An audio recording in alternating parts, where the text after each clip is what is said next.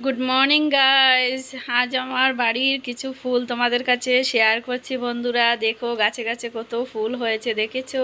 টগর ফুলে পুরো গাছ সাদা হয়ে আছে, অপরাজিত ফুটা শুরু হয়েছে। আর এখানে দেখো এই জবাগুলা একদম গাছ ভর্তি হয়ে ফুটেছে বন্ধুরা। আর নয়নতারাগুলো দেখো নয়নের দিকে পুরো তাকিয়ে আছে, তাই না? বলো কি ভালো লাগছে সকালবেলা উঠে। তার জন্য তোমাদের সাথে একটুখানি শেয়ার করলাম। Hello friends, good morning. কেমন আছো তোমরা সবাই? আশা করি খুব ভালো আছো। মামাই ব্লগে তোমাদেরকে ওয়েলকাম জানাই। যে যেখান থেকে আমার ব্লগটা দেখছো সবাইকে ওয়েলকাম। আর আমার সাবস্ক্রাইবার বন্ধুদেরকে অনেক অনেক ধন্যবাদ আমার চ্যানেলটাকে সাবস্ক্রাইব করে পাশে থাকার জন্য। আর যারা নিউ দেখছো প্লিজ সাবস্ক্রাইব মাই চ্যানেল। আর এখন বাজে সকাল 8:30 বন্ধুরা। এই দেখো চা টিফিন খাওয়া হয়ে গেছে, আর এখন থেকে আমার ব্লগটা শুরু করছি। তো আশা করি আজকের ব্লগ তোমাদের ভালো লাগবে বন্ধুরা।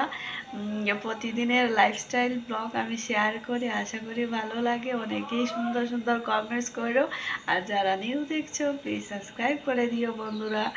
তো এই দেখো ভাত বসিয়ে দিয়েছি বন্ধুরা, এখন রান্না বান্না শুরু করব। আজ একটু তাড়াতাড়ি রান্না বান্না শুরু করছি কেন বন্ধুরা, আজ থেকে ছেলের স্কুল শুরু হবে। এতদিন স্কুল অফ ছিল, রেজাল্ট আউট হয়েছে, নিউ ক্লাসে উঠেছে।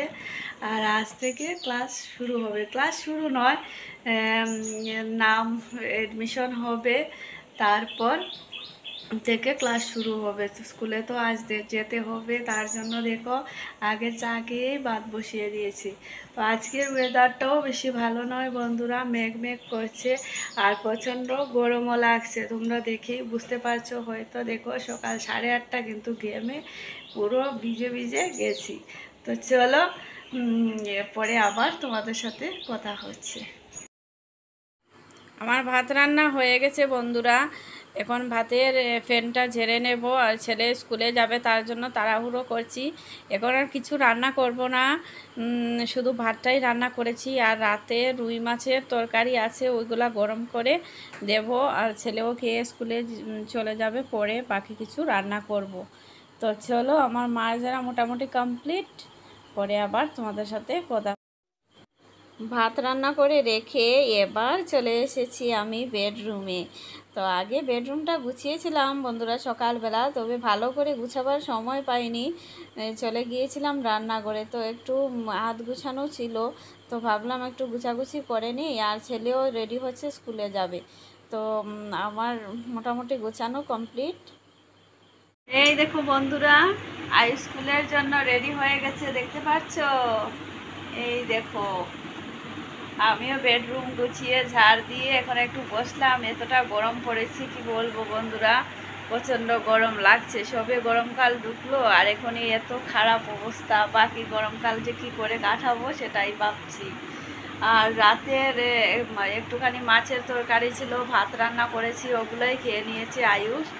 বাইরে দেখো এতটা রোদ্দুর নেই, কিন্তু কিন্তু প্রচণ্ড গরম লাগছে। তো ছেলেকে একটু পরে একটু এগিয়ে দিয়ে আসবো, তারপর এসে বাকি কাজকর্ম শুরু করব। তো চলো তোমরা দেখতে থাকো। ছেলেকে স্কুলে পাঠিয়ে সব কাজ কমপ্লিট করে ধোয়া কাচা করলাম বন্ধুরা, কেননা আজ বৃহস্পতিবার, বুঝতেই পারছো। বৃহস্পতিবার হলে ঘরদোর মোছামুছি সব কিছুই করতে হয়। আমিও করলাম, করে স্নান টান করে এবার সূর্যা চলে এসেছি ঠাকুর ঘরে। দেখো ঠাকুর ঘরে এসে ঠাকুরের বাসন ধুয়ে ফুল তুলে ঠাকুর পুজো দিয়ে দিয়েছি বন্ধুরা। দেখো কত ফুল তুলেছি বাড়ি থেকে, আমি তুলিনি, আমার ছেলে তুলে দিয়েছে। এসে গেছে স্কুল থেকে, এসে স্নান করে ফুল তুলে দিয়েছে আমাকে, আর আমি ঠাকুরের বাসনগুলো ধুয়েছিলাম। আজ মনটা সত্যি ভরে গেছে, এতগুলা ফুল দিয়ে সুন্দর করে ঠাকুরকে পুজো দিয়েছি। আর অনেক দিন থেকে পুজো দেওয়াও হচ্ছিল না, কেননা বাড়ি ছিলাম না তো, তার জন্য। আর বাড়ি এসেছি মাত্র 2-4 দিন হয়েছে। তো আজ মনে প্রচণ্ড শান্তি পেলাম বন্ধুরা। সকলেরই স্নান করে একটু ঠাকুর পুজো না দিলে ভালো লাগে না। আর দেখো সবগুলাই হচ্ছে আমার বাড়িতে গাছের ফুল দিয়ে পুজো দিলাম। তো এবার যাব রান্নাঘরে। এখন বাজে দুপুর 3টে বন্ধুরা। দুপুর আর রয়নি, দুপুর গড়িয়ে বিকেল হয়ে গেছে।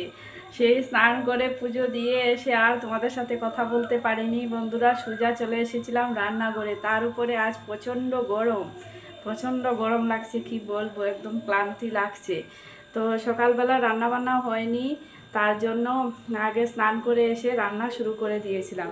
তো এই দেখো ডাঁটা শাকের ভাজি করেছি, আর ওইখানটায় দেখো ডাল ভাত আর 2 পিস মাছ ছিল, রুই মাছ ছিল, রুই মাছের ভাজি করেছি। আর কিছু রান্নাবান্না হয়নি, কেননা বৃহস্পতিবার ছিল বন্ধুরা। গোরদুর মোছামুছি করে আগে পুজো দিয়েছিলাম, তারপর এসে রান্না করেছি। আর এখন নয়, অনেকটা টাইম আগে, দুপুর 1টার দিকে ছেলেও স্কুল থেকে এসে গিয়েছিল, সেটা আর তোমাদের সাথে শেয়ার করতে পারলাম না। তো এখন ছেলে মা খাওয়া দাওয়া করব, তারপর তোমাদের সাথে আবার কথা হচ্ছে।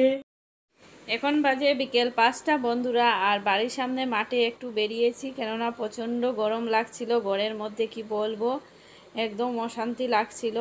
তো একটু হাঁটাহাঁটি করে বাড়ি যাব। তো আজকের ব্লগটা এখানেই শেষ করছি বন্ধুরা, টাটা।